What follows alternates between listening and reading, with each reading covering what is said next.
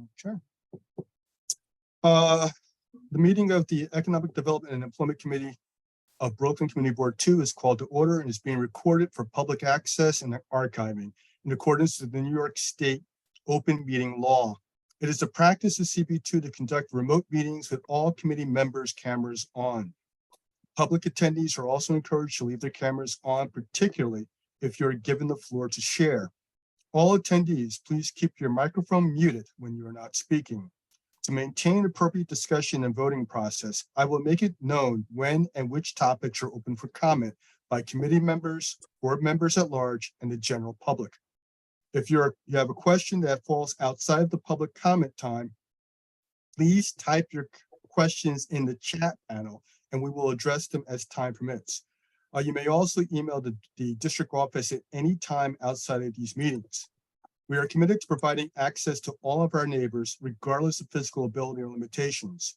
If you require accommodation or assistance for full participation, please contact the district office 72 hours before any public meeting begins. The committee secretary will now conduct a roll call. Hi, everyone. Tonight's roll call starting with Chair Bill Flanoy. Yes, I'm here. Hey, Bill. Vice Chair Denise Peterson. Hey, Denise. Catherine Gelman, Secretary, that's me. Kate Yearwood Young. I don't see Kate on just yet. Ciro Scala. Here. Hey, Ciro. How are you? Doing great. Maisha Morales. Here. Hey, Maisha, I hear you. Hey. Latrell Moss. Yeah. Hey, Latrell. And Celeste Staten. I don't see her yet. Celeste yet. Okay. I'll keep these open. There's Miss Yearwood Young. She's not here. The individual who's now logged on as R, could you please give us your name, please?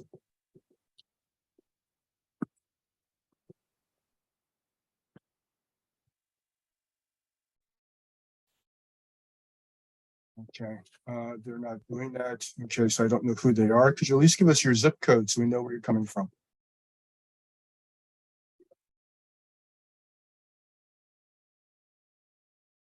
Okay, 11201. Okay, thank you. Okay, with that, okay, we'll now begin the meeting. Currently right now, I want adoption of the agenda. You may have a motion to accept the agenda as posted. Okay, Ms. Yearwood Young and Ms. Gilman. Okay, unless you're, never mind.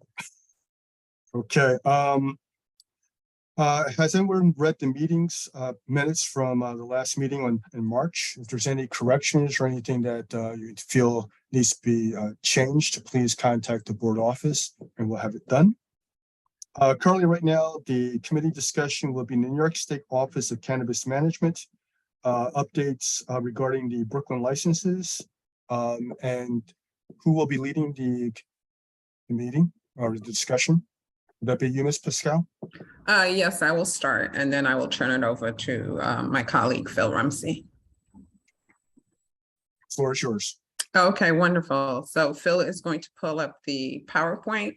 Want to start off by thanking you all for inviting us to join you this evening. As I said before we started, this is our first community board since the injunction's been lifted. So we're pretty excited to be here. We're going to run through the slides. It should take about 20 minutes, 25 minutes, and then followed by Q&A. So we should be here with you for about an hour. All right, thanks. Okay, first slide, Phil, thanks.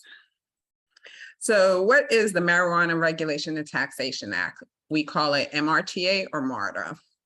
MRTA was signed into law on March 31st of 2021, and it created the Office of Cannabis Management as well as the Cannabis Control Board, and also the 20-member Cannabis Advisory Board. It legalized adult use recreational marijuana, and it moved this. It expanded the state's medical marijuana and cannabinoid hemp program, and also moved it out of the Department of Health into what is now the Office of Cannabis Management, which we refer to as OCM.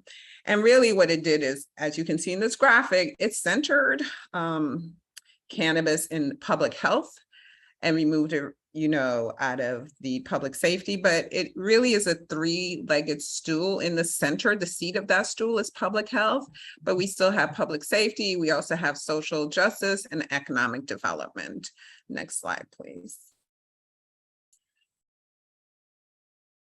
So the MRTA emphasizes social and economic justice. And one of the first things that happened was automatic expungement of individuals' past marijuana arrests and convictions.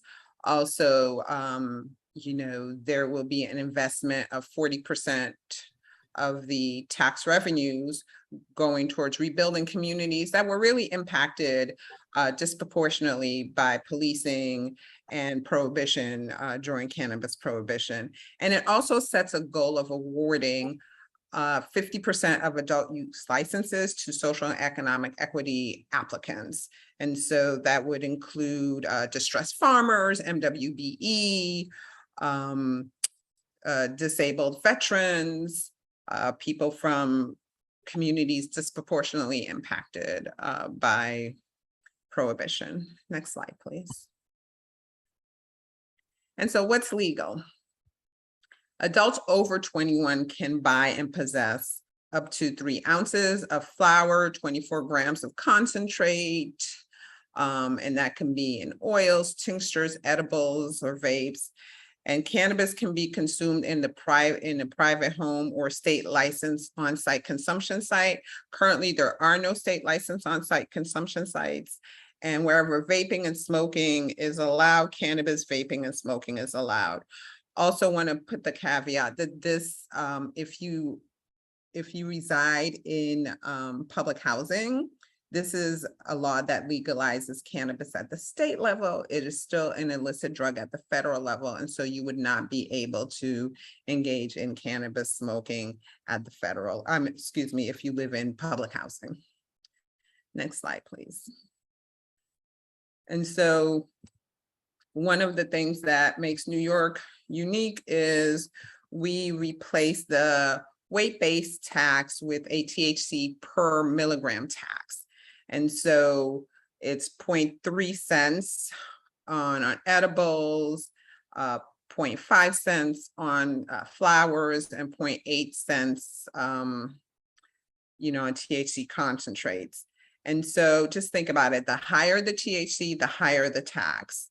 Additionally, 9% state excess tax on the sale of cannabis products by retailers, and there will be a 4% local excise tax. So 25% of that 4% will go to the county, and 75% will go to the city, town, or village.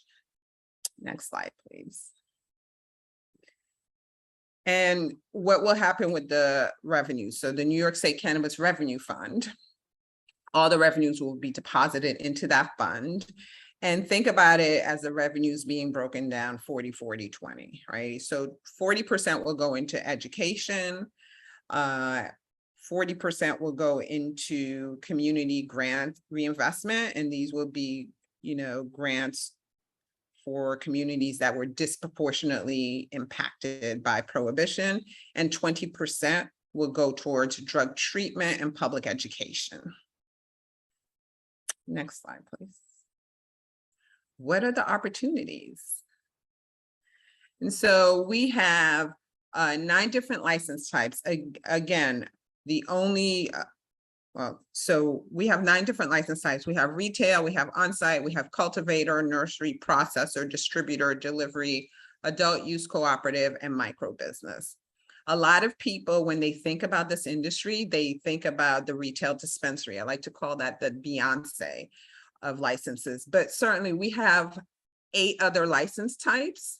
And in order for us to have a healthy cannabis ecosystem, we really need participation in all 9 licenses. And so one of the things that we always encourage people to do is really look at the different license types and think about what your skill sets are, what you want to do, and try to figure out what license type best meets, your skill sets and your desires. Next slide, please. And so this is also something that is unique to New York. What we're doing is a tiered system, and this is what a tiered system looks like. So there are 4 tiers. There's a supply tier, retail tier, medical tier, and laboratories. And no person may have a direct or indirect interest across tiers, and this includes any stock options. And so as you can see with the supply tier, it's cultivator, nursery, distributor, and processor. Retail is dispensary, on-site consumption and delivery. And for medical, it's the registered organizations. And for laboratories, it's the sampling firms. And one of the reasons why we've done this is to just ensure, again, that there's no direct or indirect interest across the tiers and really create as many opportunities for people to engage in the industry. Next slide, please. In addition, this is actually my favorite slide. There are ancillary businesses, and our board chair, who some of you may know, Tremaine Wright, and our executive director, Chris Alexander, in all their remarks, they always talk about creating a healthy cannabis ecosystem. And to do that, we have to have ancillary businesses that support this, this industry that we're kind of standing up. And so to engage in the ancillary businesses, you do not need a license from the Office of Cannabis Management. You do, however, need to know what our regulations are so that you can operate within them and help the cannabis industry operate within them. So, for example, if you are an artist, right, we have regulations for what the packaging should look like, what the colors should be, that it should not appeal to children. And so if you are an artist and you're interested in entering the industry, you just turnkey, your business to be able to create graphics for, the different packaging. Security firm, just understanding what the regulations are around who should be in the dispensaries, and be able to service the industry. If you are a realtor, knowing what the regulations are around sensitive use location, distance between dispensaries, and you can enter, the industry. So it really is important that we have a healthy ancillary business system, because that's what's going to help us create this healthy cannabis ecosystem that we're all trying to develop. Next slide, please. The conditional adult use retail licenses. And so we have the MRTA licenses, and we talked about the 9 license types. And the licenses were included in our November 24th first regulations. The only license type where we don't have regulations out for them as of yet is the on-site consumption lounge. And so those are the MRTA licenses. We also have a conditional system. It's really a standalone system, and it was created really to jumpstart the industry here in the state. And so we created the adult use conditional cultivator license, the adult use conditional processor license, and the conditional adult use retail dispensary license. And so really think about the plant, right? You got to grow it. So that's the cultivator.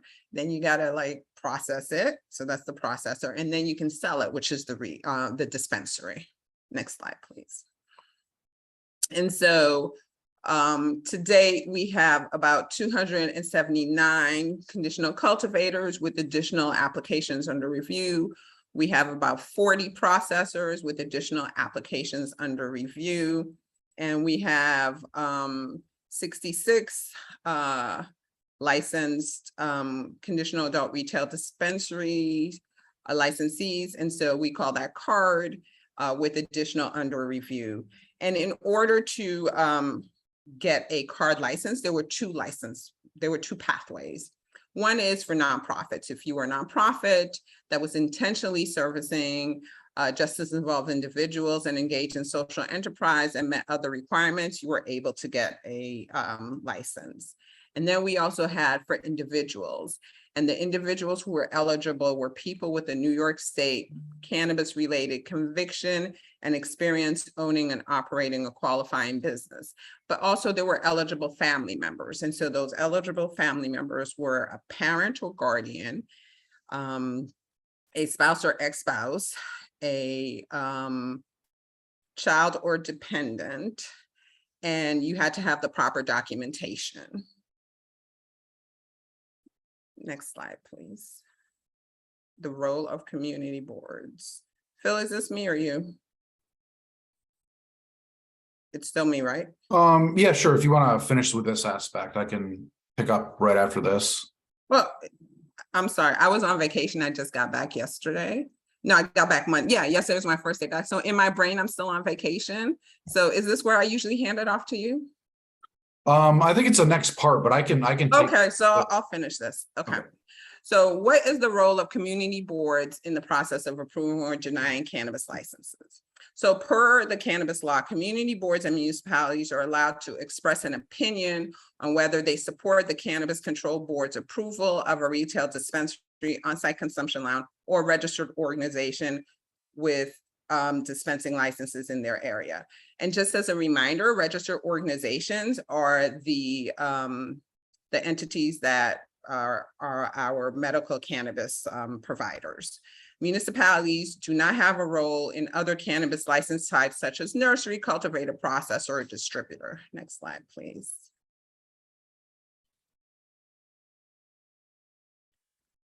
And so where do community boards fit in the process to approve? So people or businesses who apply for a cannabis retail dispensary, including a registered organization with a dispensing license or an on-site consumption lounge, on-site consumption, should submit a notification to their proposed location.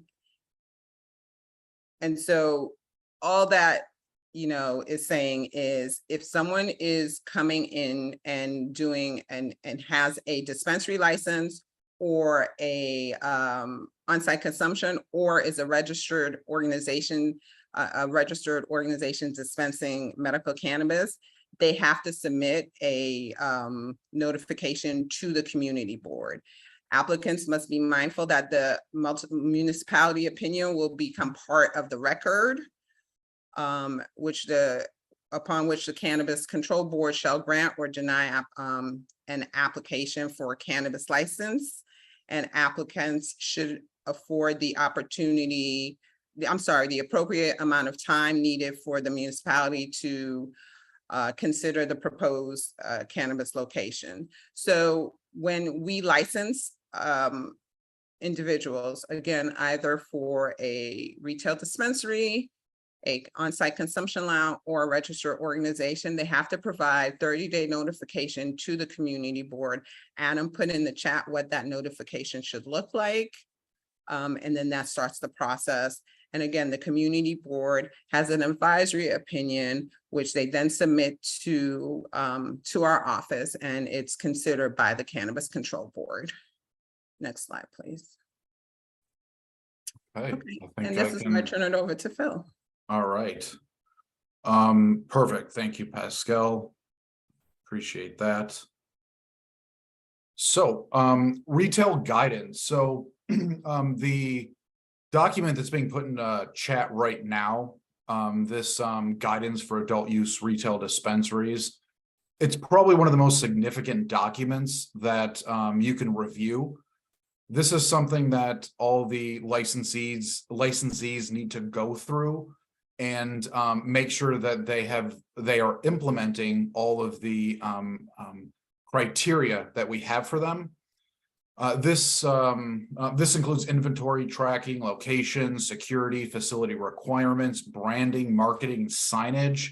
We do have all card licensees sign this and agree to implement it. It is a 30-page document, which I know is long, but going through this, again, it's probably one of the most efficient ways for you to have a full understanding of what the retail dispensaries will look like and what they have to do in order to be approved by the Office of Cannabis Management.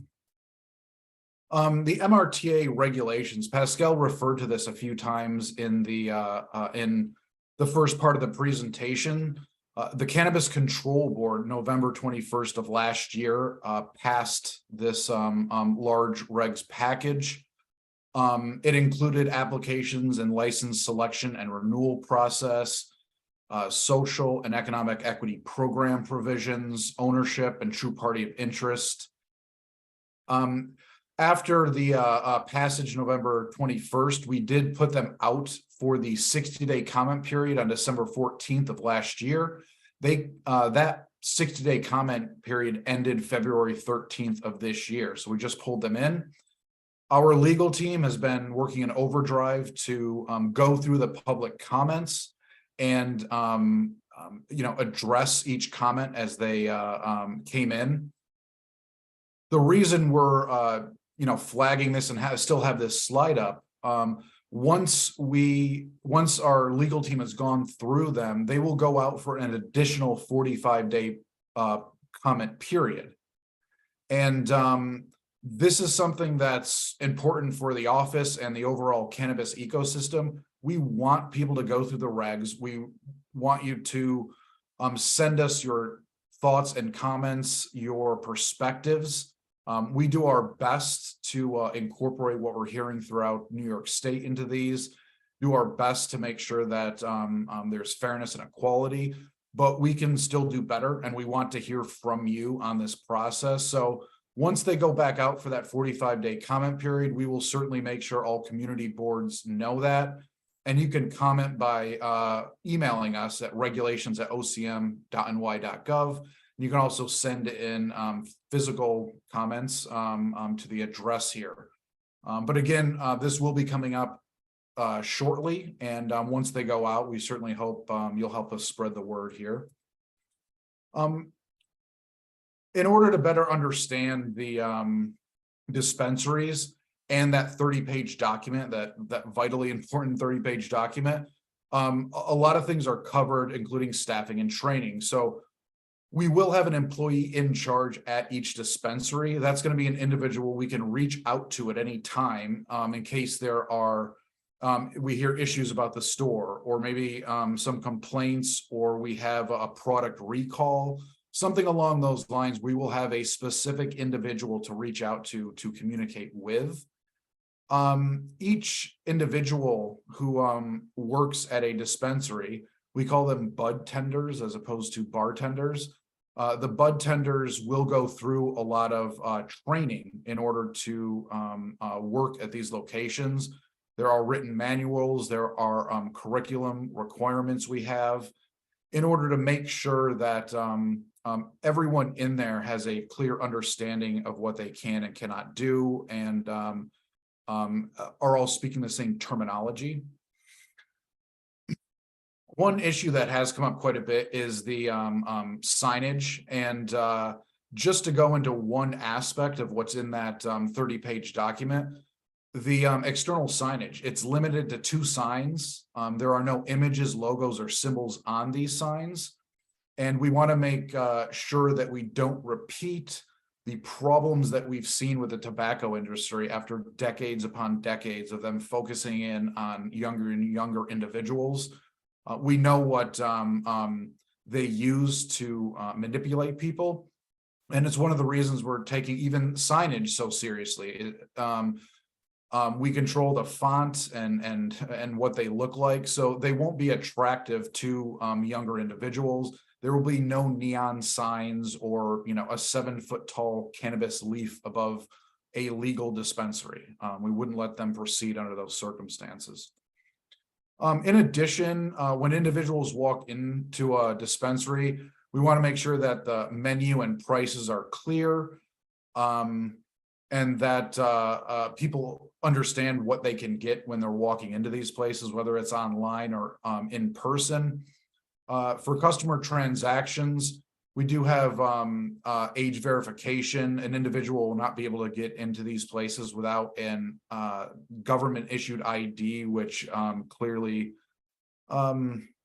proves that they are 21 and up. Individuals do have a right to refuse sales. So if a bud tender feels like someone might be a little bit out of line, or is trying to purchase too much or something, they can push back and have the right to refuse sales. So OCM enforcement activities. So this has become the primary issue that comes up when we're speaking with community boards, municipalities outside of New York City, that the illicit shops have exploded, and we're aware of that. We know what they look like down in the city. We know it's overwhelming. One of the reasons we have gotten to this point is that the MRTA gave OCM power over licensed entities. These illicit shops are not licensed, and to be clear, they're not licensed by anyone. New York City has not given them permission to sell THC products. New York State has not given them permission to sell New York State products. And to be clear, New York State is the only entity which can issue the license. As Pascal said, it's the Cannabis Control Board that will have the ability to issue the final say in these licenses. The reason I'm saying New York City has not done this is at several community boards, people think that either New York State or New York City gave these stores permission to sell THC products. And I just want to flag that no one has given these illicit shops the ability, the permission to move forward selling these products. So in order to combat this the best we can, our OCM division has been conducting investigations on illicit shops since January of last year. They are meeting with DAs and local law enforcement.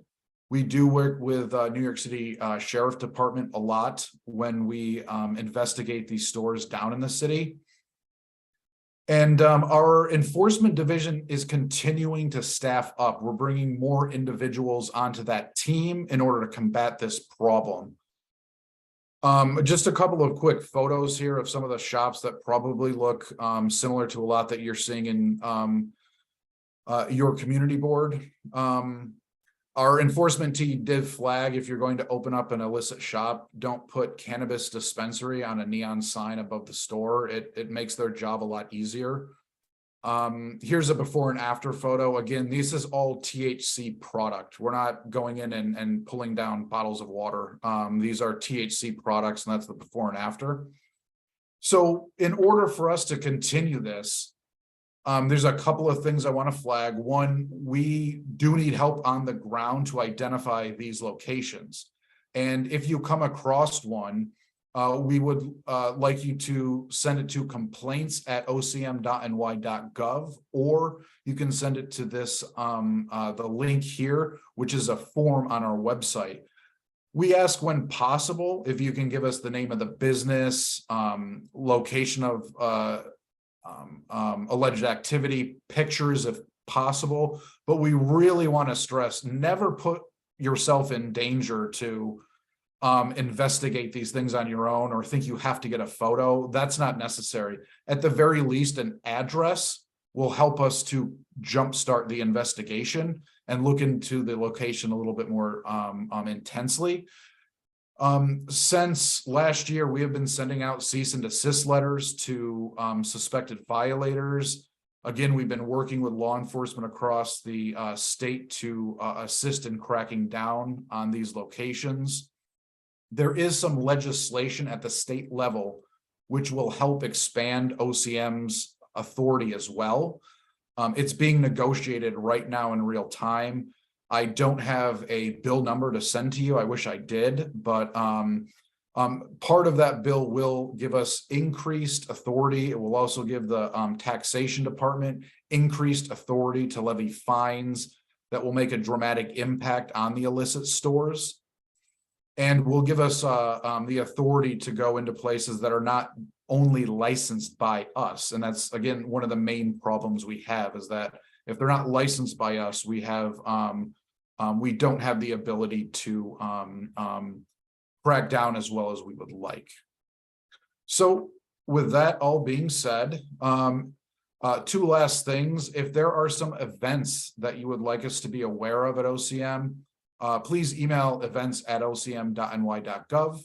And if you'd like to receive regular updates from us, you can go to our main website, and there's the sign-up form is right there on the top. I will say, in conclusion here, we will be sending a copy of this PowerPoint at the end of this presentation. along with the links that we have in chat, and the links in the PowerPoint will work. So the links that we were referring to on the form for enforcement and things like that, you'll be able to activate them once we send this over. And with that, I will stop sharing my screen, and unless we were able to cover everything perfectly, which fingers crossed, I'm assuming we might have a couple of questions, which I'm happy to answer. Thank you very much for that presentation. It's very informative, and there's a lot of questions that were answered, but we still have more questions. Okay. Yeah. Just out of curiosity, the licenses that are going to be issued, what are the terms? How long are they going to be lasting for? 2 years, 5 years, 10 years, 1 year? Well, for the conditional licensing system, it's 2 years that they will have the conditional license for. So there is a cap on those. They do have the ability to then roll it over into a permanent license after that 2 year time period, but there will certainly be a review of that dispensary and making sure that they were following our guidelines throughout the 2 years. But there is that ability to roll them over into a kind of the permanent licensing system. And as far as the MRTA ones, the ones that Pascal discussed in the beginning, those will be, permanent as far as long as they're following the correct procedures and rules and are following our guidelines and things like that, and don't become problematic. They will have the license, permanently. They're issued, and they can have them as long as they would like to keep them. So there's no they wouldn't have to come back to OCM with the MRTA licenses. Would there be a review process in the event that they are in violation of any of the rules or regulations? Yeah, without a doubt. I mean, as I said in that one slide, we are in the process of finalizing our regulations with this with the MRTA going out for that additional 45-day comment soon. But yeah, we do not want to, we do not want to take licenses away from anyone. We just want to establish that there are, that 30-page document and the regulations that come out. As long as they're not, in full violation of them, we don't want to proceed by taking anyone's license by any means. And also, we have jurisdiction over licensed dispensaries. And so we have an enforcement division, and the information that Adam put in the chat is the same information that you would send to us if a licensed dispensary were doing something that they should not be doing. Additionally, we have an inspection division. And so they will go out and do, scheduled and unscheduled inspections. So think about it. Remember when you were little and you told your parent you were supposed to be somewhere and they pop up on you? They'll be able to do that. Okay. Next question I'm going to ask is, before I let the committee start commenting, the 30-day period to basically for the committee board to actually have any comments on any of the locations for dispensaries, so forth and so on. When does that clock actually start? When we actually receive the notice, or when the OCM receives the notice? Because we have, for 30 days, our cycle is once a month. So for us to comment on anything like that, we need to know when that clock actually starts. The clock starts, and Phil, you can correct me if I'm wrong, but they have to send it to you via mail. And so the clock would start when you, I believe, receive it. Yeah. Receive it, or what they put in the post? It would be when you receive it. Yes, I mean, yeah, when you And so you receive should it. stamp it when you get it. And once we stamp it, do we also have to report back to OCM that we received it? What's the terms of it, or do you have 30 days after the stamp to respond back to OCM? Yeah, you have 30 days to meet with the licensee and go through the processes that you do as a community board, and then to provide your advisory opinion to OCM. And so stamping it just provides you, with the ability to be able to point to when you received it, should anything come up, you know what I mean? Okay, so you just mentioned to me, I just heard you say we should meet with the licensee to I mean, you review. should go through whatever processes that you as a community board do for the consideration of a license. And so, I know it's similar to SLA in that way and dissimilar in some other ways. But you have the SLA process where, they come before the community board, they provide you with notification, they come before the community board, and you engage with them, and then you as a committee vote, and then you send it to the full board, and the full board votes. So it's a similar process. Okay, The difference is that with the document that Adam put in the chat, there's a lot of questions that we already asked, because this is a very regulated industry. And so you won't need to ask them those questions, because we've already done the due diligence of asking them the questions. And we also don't provide, their application package to localities. Phil, you're about to say something. I just wanted to follow up. We've certainly gotten some flags from community boards about the cycle that you were talking about, the 30 days, and that you're meeting. And a lot of them were saying, at the very least, we'd like 45 days. We were always telling people, please send those comments to the regulations email. And, we'd like to take a look at how many of those comments came in, if it was enough to have us change to 45 days instead of the 30 days. And again, that's where you can be very helpful when the regs go back out. If it's still at 30 days and you'd prefer 45, send them into the regulations email. Let us know that. Because we understand that, look, this was created March 31st of 2021, as Pascal said. And we, have gone through a lot of learning from speaking with community boards and other municipalities. So again, a flag for the regulations. Certainly let us know if there is, if it's still at 30 days, that's when I think you should be sending those comments into the regulations email. That would be great to hear. okay. Yeah, the reason why we asked that, and also there's a comment currently in the chat. If the committee actually meets with the applicant, okay, the committee then has to bring it in front of the full board, okay, for comment. Okay, so that's 2 meetings that has to occur before we can respond. So in the 30-day period, we may not be able to do it within 30 days and get a response back to you, depending on when that committee actually meets and the board meets. Okay, so that could be problematic, and then get a response back to you, okay, within the 30 days. And also during the summer months, we do not have board meetings. Okay, so at that point in time, it's the executive committee that would actually have to meet, okay, to actually review that application. And they only meet once a month. So if the applicant sends in a letter after we meet and we stamp it, that means it may not get to us for 30 days before we actually have the applicant come in front of us to actually, review his application. So that could be problematic.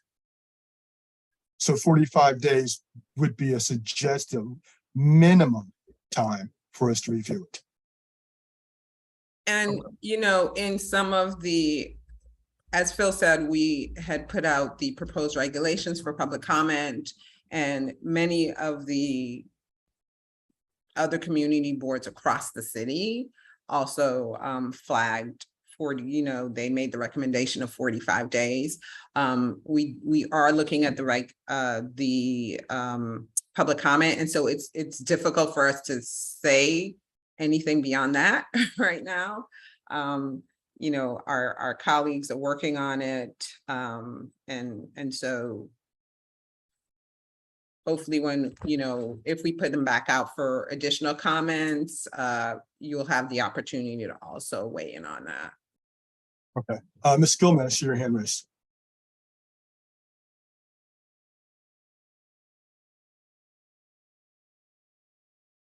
You're still muted. Yes. No, she said No, can't. she can't unmute. My apologies. Hold on. Go ahead, Ms. Gilman. Okay, sorry about that.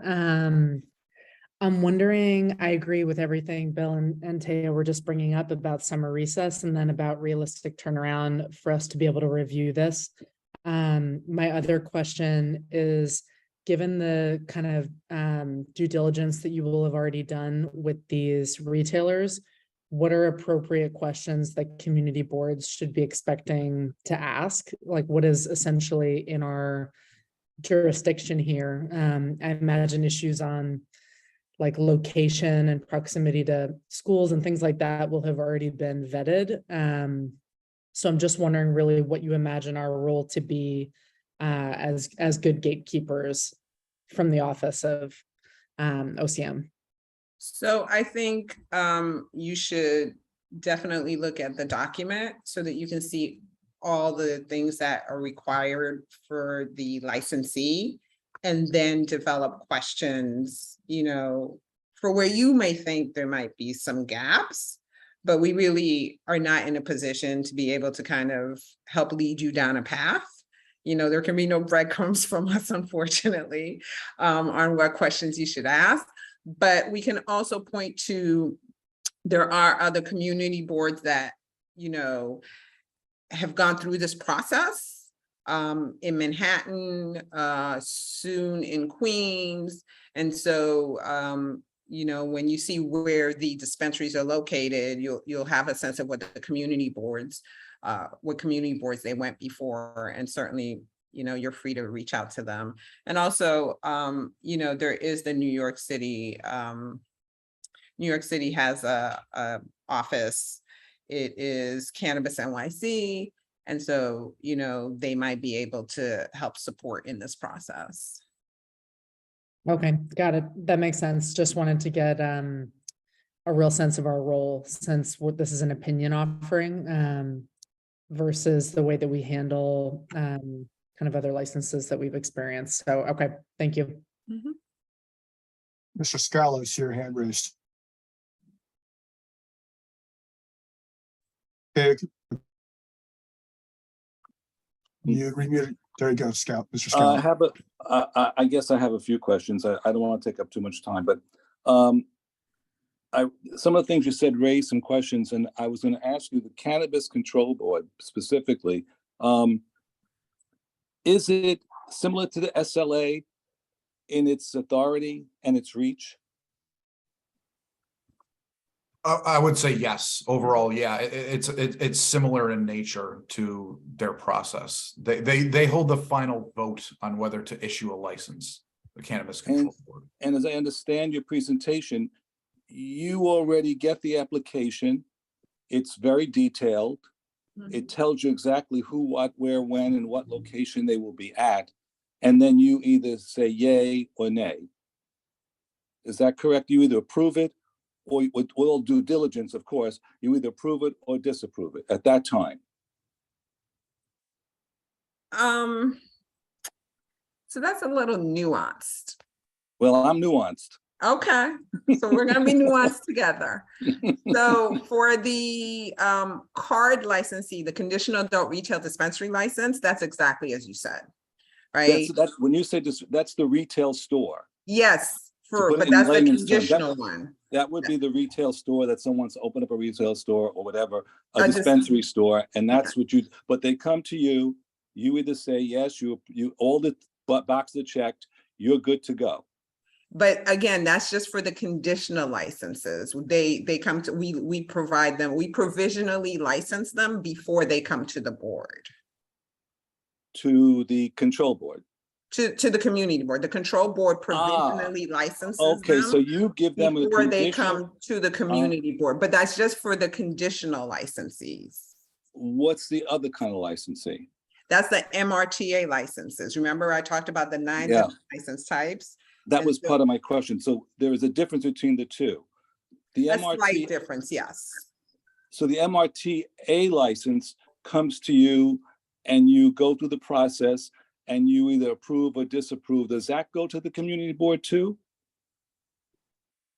Yes, And is it the same process as the other type? There's a I'm slight looking- variation. I'm sorry. No, for no, the no, this question. is- no. No, this is good. It's important. So as Pascal was saying, we really have the two licensing systems, MRTA with the 9 license types. That's where the regulations are just pulled back from their 60-day comment period and are going out for a 45-day later on here. And the second system over here is the conditional licensing system. That's where it has 3 licenses that Pascal went over. One of them is what we call CARD, the Conditional Adult Use Retail Dispensary. That's the one that's for 2 years, and they can roll it over into an MRTA license, which is permanent. So when it comes to the nuanced differences, really have 2 phases for the conditional system. An applicant will fill out the application, and we will make sure that they at least hit the basic guide posts, which would be, as Pascal mentioned, an individual who was formally convicted of a cannabis, had a cannabis conviction, or one of their family members. So we make sure that phase 1, we make sure that they at least qualify for the conditional license and that they have, all their ducks in a row. Then we move on to phase 2. So we don't, guarantee them the license. We just make sure that their application has been fully vetted and is proper to proceed.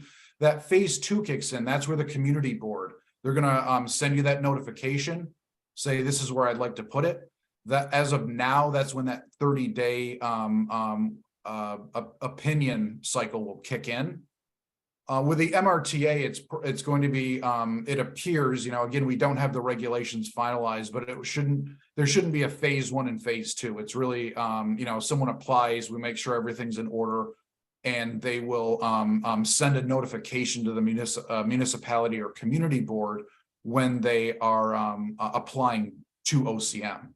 So again, going back to nuance, we kind of have 2 phases for the conditional one, and we have a streamlined, a proposed streamlined for the MRTA. Okay, I'm sorry I'm getting some of it. So basically, but in the end result is both MRTA and the conditional are actually, the result would be retail operations. Correct. That Yeah. would be the result. They would have a location. The MRTA is just a much more streamlined a way to get through it versus the conditional way to The get conditional dispensaries, since this is a very, it's called conditional, and there's only 300 applicants that will be accepted into that conditional system. Whereas in the MRTA licenses, there are going to be thousands of individuals that are eligible for the different licenses. We certainly don't have a specific number to give to each license right now, but that's kind of the nuanced difference, I would say. I thank you for the information. I guess we'll have a lot more questions. I just was thinking, when it gets to the community board, since we are to be the voice of the local community and their voice, it seems to me that what the chairman had requested from 30 to 45 days would be extremely meaningful for not just the community board proper, but for the surrounding community people who live in the communities where these locations are going to be, so they can have a proper voice. That's basically what we should be doing. I understand the process and I understand what we're doing, and you're listening to that, but I would second the chairman's comment that 30 days certainly would not be enough. And I guess if we say no to an application, that resounds with the control board, and they take that into consideration before they make their final decision. Am I correct? We would have that say at least if we went to the complete board, and the complete board agreed with our committee. Let's say we denied the license, and it would go to the control board. How much of an impact would that have? Since you've already vetted them and went through all the process, would we still have a say? That's the question I have. Yes, I mean, you do have a say. As Pascal has said, it is an advisory opinion. So it could, say the opposite happens. You say, you give a thumbs up to someone, you say, this is great, we're ready for it. We review their application, do some and find some red flag or something. Right. Your opinion will absolutely be part of the final record for that applicant. It will certainly be weighed by the community board, but yes, there could be a disagreement. There could be a yes, and we could say no, and there could be a no, and we could say yes. Okay, so it is advisory. I see. Two more questions, Mr. Chairman. I'll get off the band. Well, hold on one second. Hold on one second there, sir. Let Kate get a chance in there, and I'll come back to you. Okay, thank you. Thank you, Chair. Thanks for the presentation. It's really helpful. He doesn't know we're talking about cannabis. So the question I have is you just mentioned a little bit about like the number of licenses, but is there any sort of like mechanism to distribute the licenses, like from a density perspective around the city? Because like theoretically, could everyone just apply for like downtown Brooklyn? And like how much are we going to be dealing with sort of like a potentially a huge influx versus something that's a little more sort of at your guys' level controlled from just a volume perspective? Well, there's so there is a distance requirement between dispensaries, and it is 1,000 feet radius. And so full circle around 1,000 feet. So we're not trying to have, a dispensary on every corner. And so that is something that we are looking at. And also, just to be very honest, right? We're creating this industry for it to be successful. And so it just doesn't make business sense to have people on top of each other, and so again, our chair, our executive director have said we want to create a healthy cannabis ecosystem, and that's what we're doing. So we're trying to be very thoughtful about how we place these dispensaries, and what the distance is between them. And the other thing too, and I always share this, like everybody who works for the Office of Cannabis Management, we all live in the state. We live in the same communities that you do. And so we want to make sure that these businesses come in and they're good, they're good partners in the community, and that they're adding something to the community and to the state, and that we're able to really get the tax benefits for that, for that fund, right? The 40-40-20. Like we needed to go into education. We needed to go into the grants for the, the communities that were disproportionately impacted by prohibition. And we needed to go into public education, public health education and treatment. And so the way we're trying to set this up is really to ensure that these businesses can thrive and be successful, because if they are successful, we as the state are successful. Yeah, I will flag the regulations again. I know Adam just put them in the chat. This is something that has come up with other municipalities, community boards, where they ask if the municipality is 20,000 or more, would it change the radius?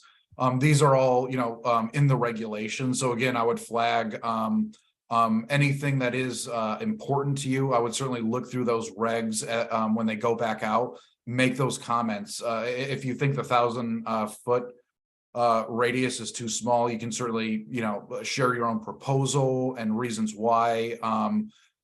This has certainly come up before, and as Pascal said, we don't want to crowd everyone out, or have a system where there are too many stores and not making enough revenue. So yeah, a lot of this is still in flux, and hearing from you on these issues is important to us. Yeah, I mean, I'm very much for everything, and I'm just trying to anticipate the community's reaction and concerns. And I think actually my guess will be it will be even more like pronounced when it comes to like on-site consumption licenses. I mean, bars are everywhere and we have tons of controversy over bars. So I anticipate it, but the other, I mean, how are we dealing with the challenge of, I mean, you talked a little bit about enforcement and of the illegal dispensaries, but so many have popped up, and it's like, you could see people being like, well, there's a dispensary on that corner, and like an illegal one is coming, but an illegal one has been there, and I've seen them very close together as well. So I'm just curious as to how that's going to continue to be enforced or dealt with, like when the legal applications start coming out. So I just, words are really important. And so the smoke shops are not dispensaries. They're smoke shops and they're illicit, right? They're not illegal dispensaries. They're just smoke shops that are illicit. Yeah. I'm gonna let Phil answer because someone's ringing my bell. I'm sorry. Yeah, we are certainly as I said in the presentation, this has become the number one issue that we're hearing about, and understandably so. Kind of describing the limitations we have. The legislation is certainly something that we hope comes together quickly. That's going to broaden our ability to crack down on them. And certainly when, if a dispensary opens and our enforcement team has, received complaints about locations near there, they can certainly, continue their statewide effort in cracking down on all of these locations. And, when a new one comes in, if anything, I think the community, the business itself, any ancillary businesses around it are going to want greater crackdown on the illicit sites. They're not paying into the system. They're not paying taxes properly. So, yeah, that's absolutely something that we're focused on, and trying to push a lot of buttons to make this come together properly. Additionally, too, OCM is providing a lot of resources for verification. So not only are the legal stores now going to have a verification tool, so a consumer can actually scan it, see the licensee, understand the information, how they got licensed, and then on top of it, too, on our website, we do have verification locations too, so you can see our legal dispensaries.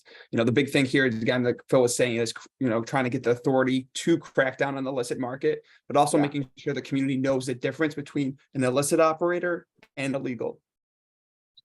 Thank you, Adam. I was about to ask you about QR codes, whether or not you're going to have a QR code on the window so I can scan it, and then the QR code will then say, yes, this is the address of this particular shop, because they can also duplicate QR Correct. codes. So that verification tool will actually give you the licensee information, and really there's no way for them to duplicate it, because again, the license will go to OCM and show you verification. And again, the dispensary location verification tool actually allows you to find where dispensaries are that are licensed.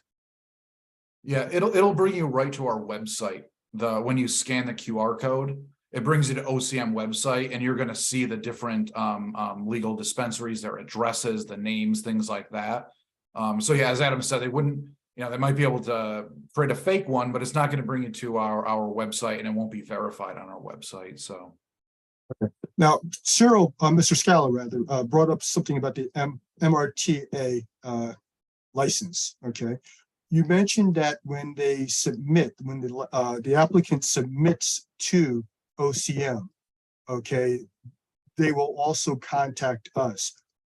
Will we have the opportunity to comment before you actually give them the license? No one's answering. I'm sorry. I'm sorry. My kids are coming from activity, so I slightly missed that. Can you repeat your question, please? Sure.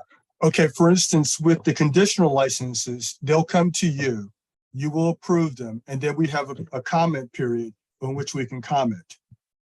Okay, and then we have 30 days to get back to you. With the MRTA license, will we have the same opportunity, or will it be a situation where when they send you the application, when you approve the application, then we're basically like, this is where the location is going to be? No, with the MRTA, they also have to provide, notification to the municipality. So they will have to notify the community board.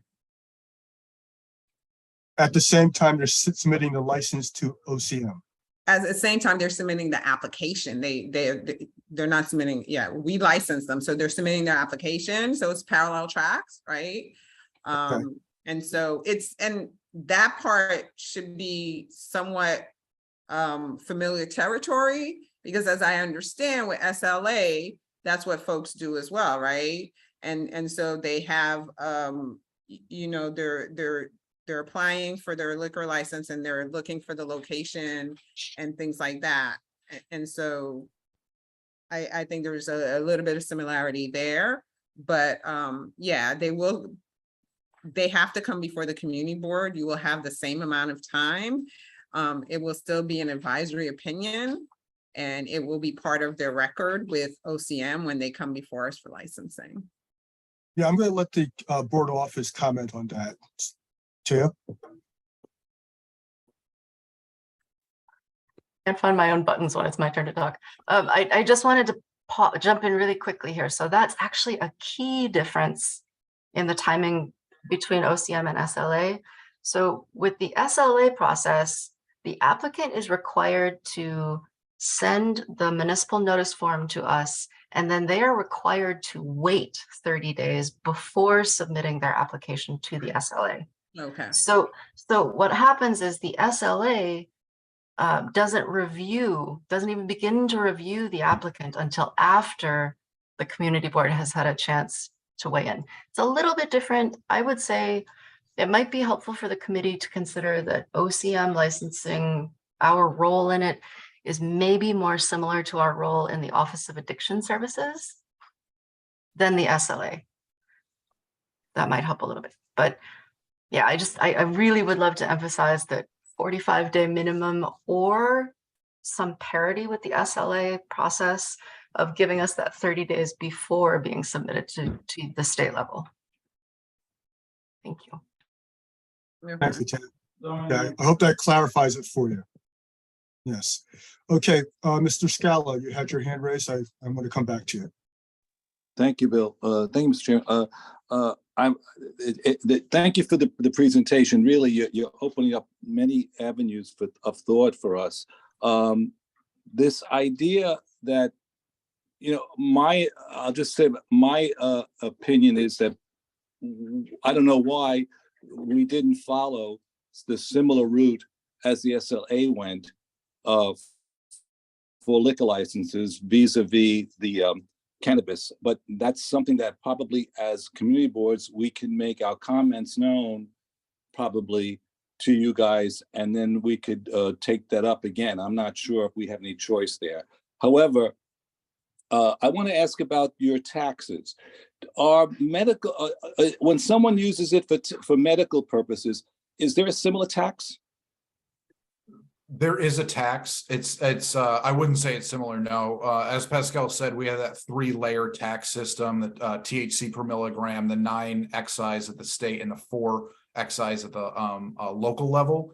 And medical has a 7% tax on it, and it's kind of a flat rate. There aren't different layers, so it is cheaper at the moment.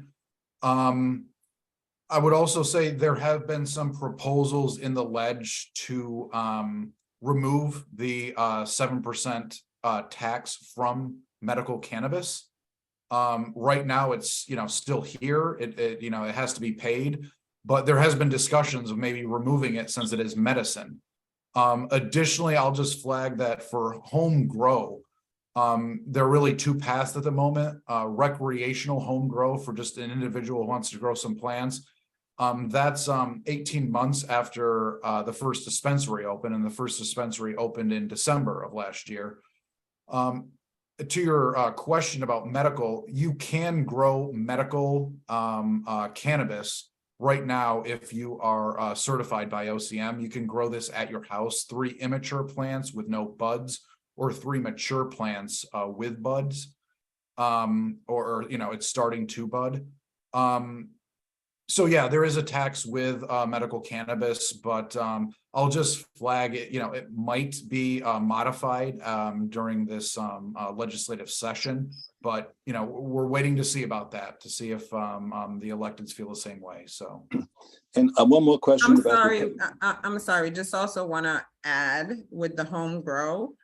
Again, this is still an illicit drug at the federal level, so if you live in NYCHA, like, you should not be home growing.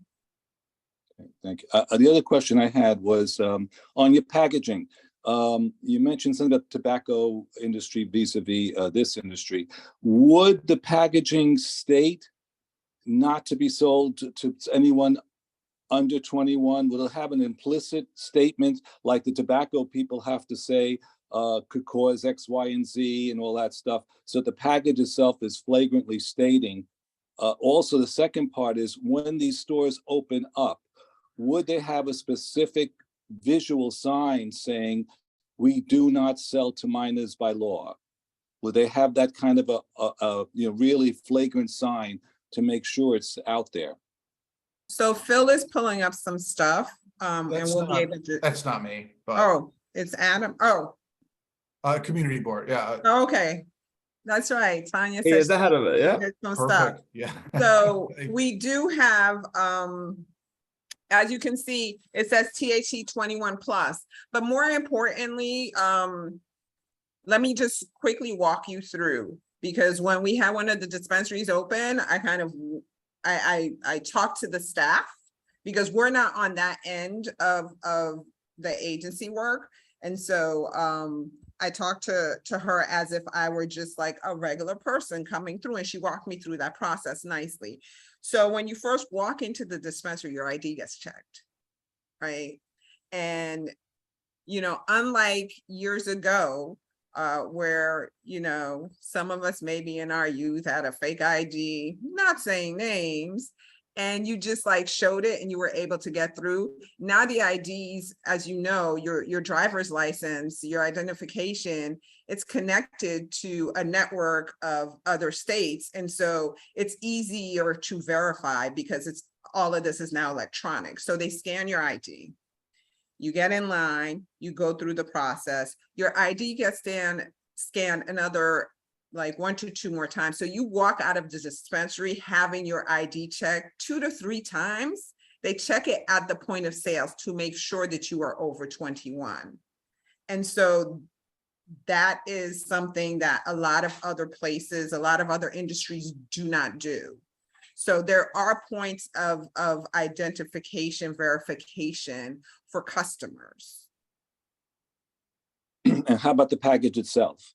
The package, as you know, with the graphic that Tanya showed, it said 21 plus. Additionally, our regulations stipulate that the packages cannot be appealing to young people. So you can't have cartoon characters or any of that stuff. So when you see that, you immediately know it is an illicit shop. Additionally, the colors can't be things that would appeal to young people. We literally have for the artists who are going to be working on these things, we really have kind of like a color bar where they're able to see which color. So I'm making this up just because I'm not an artist. So it could be magenta 2.0 as opposed to magenta 3. Like it's very specific about what colors you're able to use on the different packaging. So again, this is a highly regulated industry. We're telling you what color crayon you could use. You know how you go into the big box of 64, right? And there are 5 shades of red. We're telling you this, you can only use this specific red. That's very regulated. Thank you. Mm-hmm. Okay, as far as the packaging is concerned, I'm going to piggyback off that for another question.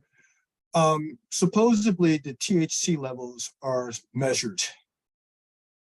how can we tell if a package has actually gone through the process of actually being sent to a lab to actually have it being tested so that the THC level is actually accurate? Will there be also a notification on there or some sort of item that can tell us that this has been actually gone through proper regulations and proper testing? 100%, yes, they will have that. Adam, I don't know if you can throw in the packaging and labeling, just to, again, just to kind of drive home. We do have the photos that were shared as well. But yeah, you will have a the ability to know the THC content and other, whether it's CBD and other forms. And yeah, we will absolutely make it clear what you're purchasing in that container package, how much THC is in it, and other elements like CBD. And again, just make it above the board. And we're going to be tracking what we call seed to sale, a system where we can track, you know, where the seed was dropped in the ground and where it went through the different phases of development to the cannabis dispensary. And if we need to track it all the way back, we can. Again, that's just to go to Pascal's point, highly regulated. And, you know, we want to make it as transparent as possible so people know what they're purchasing, so they don't have some sort of adverse reaction if they take way too much or something. So it will absolutely be very clear on the packaging, and sometimes they put additional stickers on there. And a lot of places do have small QR codes on some of the testing, so you can actually look at the report itself. It brings you to another website, and you can actually go through the actual report of the testing. Yeah, because I was wondering, because a lot of products are now being, you know, imported from California, where it's cheaper. Yes. So thank you for raising that. That is in the smoke shop, the illicit market does that, right? If you remember, I think the second or third slide where it had, you know, I talked about the three-legged stool. The seat of that is public health. And so rigorous testing ensures that the public knows that they're getting safe quality product. Because this is still an illicit drug at the federal level, there can be no interstate commerce with this. And so all the products that are grown, all the products that are sold in the dispensaries are grown in New York State. So if something is coming from another state, it is an illicit seller. Are you also mentioning that as far as medical dispensaries? Yeah. There's because it's illicit at the federal level, no interstate commerce. No, medical as far as medical marijuana for cancer patients, so forth and so on. Will that also, because you have large organizations that are, you know, nationwide? Yes. Will they be limited to and nationwide? It's still, nationwide. There's been no approval of medical cannabis nationwide. They pay for some studies now, but that's still not approved at the federal level. Okay, so I'm just curious about that. It's a standalone New York State ecosystem purely. There's not going to be small batch cannabis coming in from Massachusetts until the federal government fully legalizes it. There's not going to be any California cannabis coming over here. And when it does, to your point, it's illegal. I mean, they're breaking federal laws and New York State law by doing it.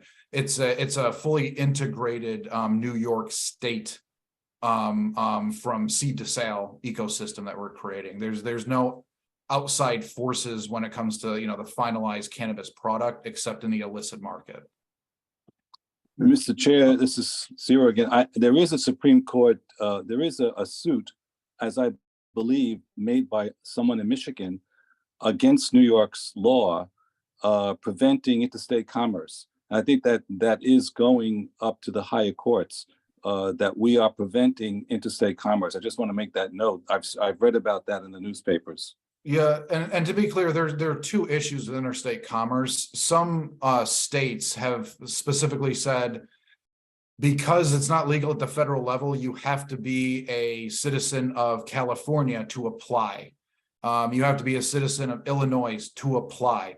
That's where the interstate commerce clause can kick in, because we're saying, don't even bother coming over here, stay over there. This is only for, this particular state.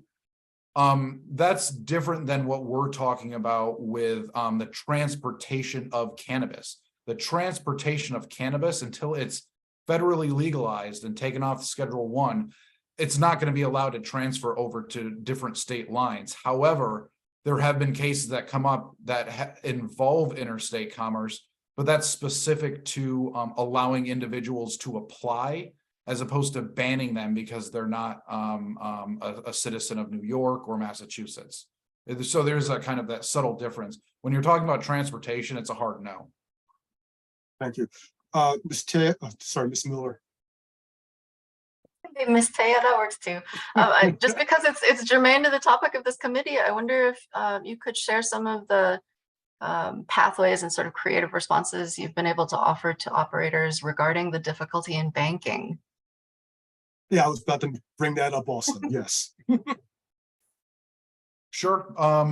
So one, yeah, I mean, a lot of this does go back to the federal level. It's a good time for this question. With it being a Schedule 1 drug, you know, not only can't drive it in between states, but no bank or credit card is going to jump into this until the federal government reclassifies it from Schedule 1 and legalizes it. There are a multitude of agreements that, you know, if you're licensed, say, as a bank, you have to, you know, sign these documents decades ago saying you're not going to allow your services to be used for the use or transportation of illicit drugs, right? So until the federal government really gets involved, there will be problems with the banking system, and there's very little that New York State can do. The governor did last year say that New York State licensed banks have permission to move forward and work with the licensees. However, that doesn't negate the federal issues, but it is certainly a step in the right direction, I would say. In addition, we do have the $150 million fund for card applicants. So again, the conditional licensing system for dispensaries, there is $150 million fund that is being put together right now. And that will help with some of the social equity candidates that we're putting forward right now. Long-term, yeah, we have a social equity team. They're phenomenal. They're on top of this, and they're trying to come up with creative ways to help bring capital into the system, since, you know, the normal banking system has basically been melon scooped out of this process. It's been removed. So, you know, if you're starting a shoe store, you can go into a bank and talk about a loan and what interest rate. You can't even do that with a dispensary. So yeah, we are trying the best we can. The $150 million fund is certainly unique, and once that gets up and running, I think it's going to really show that New York State is ahead of most states when it comes to social equity. And otherwise, yeah, we're certainly flagging this for them so they understand the limited ability for the normal banking system. Yeah, that's going to be problematic. That's something else down the line. We're not going to really address it immediately, but that's going to be a problem for those individuals who are legally licensed. Okay, as far as, you know, the transactions themselves, unless they do it by credit card, which I don't think they're going to be doing. Just a quick note, someone put in, it looks like a Google Drive, Google Doc. And they were saying if we wanted to keep that, to, you know, bookmark it. Just so you know, we don't have access. Our government filter is blocking us from accessing that. So if you want to shoot it over to us, we can certainly take a look at that. I just wanted to throw that out there for a second. Great, thank you, Phil. Ms. Yearwood, yeah, I see your hand raised. Thanks. One first question I had as we're going through this and realizing even, you know, those of us who listened to the presentation and have been educated through community board about this, there's still confusion around like the illicit versus the legal and sort of, I'm wondering, is there like going to be a consumer sort of information campaign, like marketing campaign to help educate everyone about like, Thank you where for should you raising go? How that. should you identify the right places to go? We actually plan to unveil a campaign next week. Oh, great. So this is, you teed this up perfectly for How us. did she know? I was like, I'm thinking about those like those billboard things, those little mini Wi-Fi billboard Yes, things. I'm like, we this is perfect for definitely that. plan to do that. Okay. But the other thing that I want to say is we also, as an agency, before we even had regulations drafted and there were any open dispensaries, we started out with educating the public about, you know, cannabis and who can purchase it, where you can smoke and things like that. It was on the subway system. If you rode the A train, you probably saw it a lot. It was on billboards upstate in Long Island. So we did, that was one of the first things that we did, you know, as an agency, was engage in public health education campaigns. So yeah, but we do plan to unveil one next week. And we will be sure when it is officially rolled out that the community board gets the information. You know, it will be on all our social media handles. So we'll be sure to share it with the community board. You forgot to tell them the name of it though, Pascal. Yes, why buy legal? I mean, Oh, that's I like it. that's kind of hits the nail on the head there, I think, right there. Perfect. Thank you. Okay, thank you. Any other questions from the committee? Okay, the one last question I'm going to ask you, and then I'll let you go. We're going to have a discussion about this. Okay, well, two things. One, I'd like to invite you back after the regulations are back out for review, so we can actually have a meeting with you also, if that's at all possible. I'd appreciate that.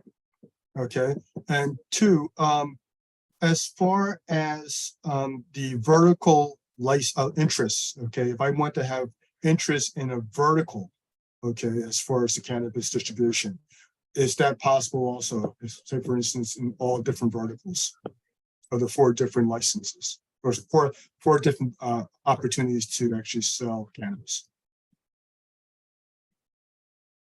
So So your I can question, answer that one if you guys want, or no? no, go on, Adam. Yeah. Absolutely, yeah. So basically, you cannot cross over from the supply tier to the retail. Same thing with lab testing and medical. And what that does is, again, it allows a lot of points of access for people who want to become licensees. Whereas, you know, for Massachusetts, for say, you could have an operator who says, hey, I'm going to cultivate the weed, I'm going to process it, and I'm going to sell it. So now their prices are kind of like Walmart, where it's very competitive, and they're basically shifting away from these small operators and basically taking over the market. New York State wants to do something different. We want to make sure there's, you know, equity involved. People can have small business and still be successful. So really making sure there's no one going over these different market tiers allows for that, you know, the healthy ecosystem that we're looking for. But I could do vertical in one tier. That's what I'm asking. Correct. So if you wanted to stay in the supply tier, you could. Again, that goes into true party of interest, and that's a whole legal jargon if you wanted to go into that. But yeah, you just cannot cross over from that supply to retail, because that's where you begin to have those economic benefits of, you know, lower costs, lower prices, and then again, you have these big monopolies take over. Okay, thank you. Yeah. Okay, thank you so much. There's a lot of information to look over. We're going to be looking over those regulations so that when you do actually post the final regulations that you have for us to review, we'll have an idea of what we're looking for that has actually been dealt with or actually reviewed.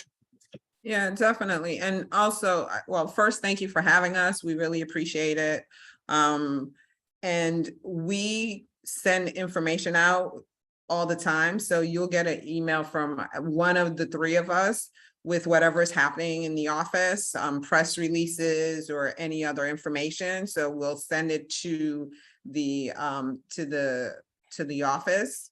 And so please can look out for that. And also we work very closely with your borough president's office.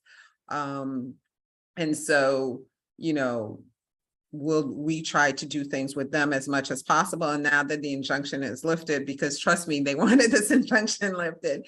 Now that the injunction is lifted, I'm sure we'll be doing more things with them, because we're able to to have, I think, just richer, fuller discussion. So just look out for all of those things, and you have our email. And if there's an event, you can, shoot the information over to the email that will be in the presentation. And I think that's it, guys. I'm not sure if I missed anything. That's all. Have a good night, guys. Sounds good. All right, Okay. good night. Thank you so much. We really appreciate you doing a presentation like this, especially so soon after the Monday meeting. That was amazing. I didn't think we would see you at all. No, So thank you so much. it's totally our pleasure. Have a good evening, everyone. Yes, thank you. Bye. Okay, committee members, okay. What I'm gonna suggest is this, at the Chair Singletary mentioned that the two committees that might be involved in the cannabis licensing is maybe the HES committee and our committee. Chances are very good. We will be there's a good chance that we'll be taking the lead on that. I'm not sure, but we will be involved. So what I'd like to start doing is start looking at how we would actually approach this as a committee and see how we would actually work this through. Cyril, I see your hand raised. Do you have any comments? Yeah, I was just alluding to your comment just now. I was thinking as they were making the presentation, that maybe as a committee, we could look at their presentation and their written, all the things that they told us they would have on paper, the requirements. I mean, as a committee, look at it with a fine tooth comb as we do our community needs. Maybe go through them together and see what questions are raised, formulate maybe a package of questions that we could then proceed with from our committee. The reason why I'm saying that is they made a very good presentation. However, it left me with quite a few questions also. I mean, enforcement is one of them, and also basically the renewal of licenses and how it's not really, as Taya said, similar to the SLA. So we seem to be a little bit more on the tail end. So I was just wondering if anyone else has an opinion, can we or should we go ahead and look at the fine print and maybe come up with some recommendations vis-a-vis your opinion about from 30 to 45 days as a priority, et cetera. I just open it up to everyone just to hear what everyone thinks. As a matter of fact, Cyril, this is exactly the thing I'm talking about. I think we should review the regulations as they're currently written, see if there's any red flags that we should address, such as the 30 days, and also the parallel when you actually have it, I forgot which license that was. I believe it was the MRTA parallel timeline. I don't think a parallel timeline would be appropriate for the MRTA license. I think they should let us first take a look at it and then start the clock on the MRTA, because otherwise you wouldn't be able to comment on it before they actually approved it. So there's a lot of things I want to look at as far as that's concerned. Currently, right now, we're looking at licensing coming our way, probably sooner than later. Right now, there were 3 licenses issued in Brooklyn. Okay, and Manhattan had 21 licenses issued. Queens got 17. Long Island got 24, and they're currently reviewing licenses for Brooklyn right now. So what we're looking at right now is there's only a total of 7 legal licenses in all of New York State. 1 in Queens, 3 in upstate New York, and 3 in Manhattan. None are currently legal in Brooklyn, but we have 3 licenses that were just issued. And currently right now, there are over 1,500 illegal cannabis stores throughout the city. So one of the things I was going to wonder about is, one of the things they're looking to do is stores can be fined with $10,000 per day for unlawful activities. And they can be, for tax evasion, they can also see penalties and fines. And they can be fined up to $200,000 for illegal or illicit cannabis plants or products. The thing is this, the building owners who rent to these illegal operations, I don't know if they're facing any legal liabilities for doing that. And that is one of the quickest ways of actually shutting down these illegal operations, is to go after the property owners. The property owners, if they are looking at fines also, are not going to allow illegal shops to continue to operate within their premises. So I think that's something that we should look at also. And there's other items also, but this has gone on for about an hour and a half so far. What I'm going to do basically is I'm going to ask everyone to click on the link, look at the regulations. Okay, and if there's anything that you think that's something that we should be looking at, I think that's something that we'll look at the next meeting.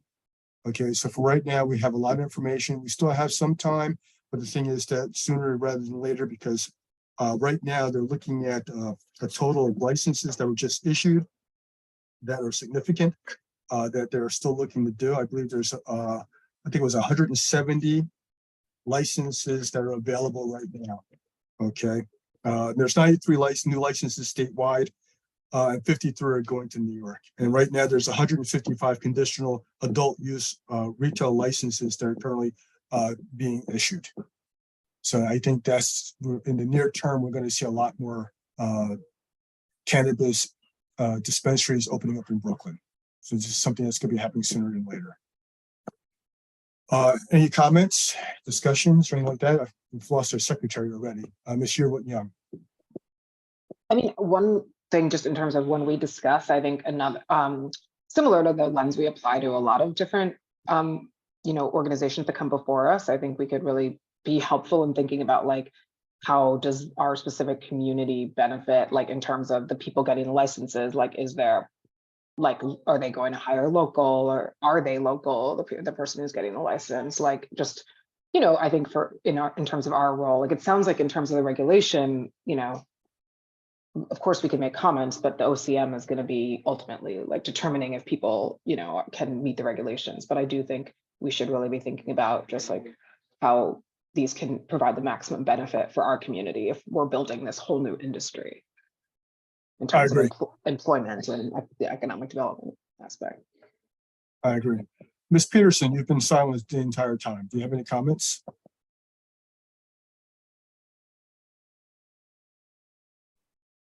Hey, everybody. I really don't. This is a whole new world for me. And I've been listening to all the various conversations. So at this point, I'm just tuned in to hearing, from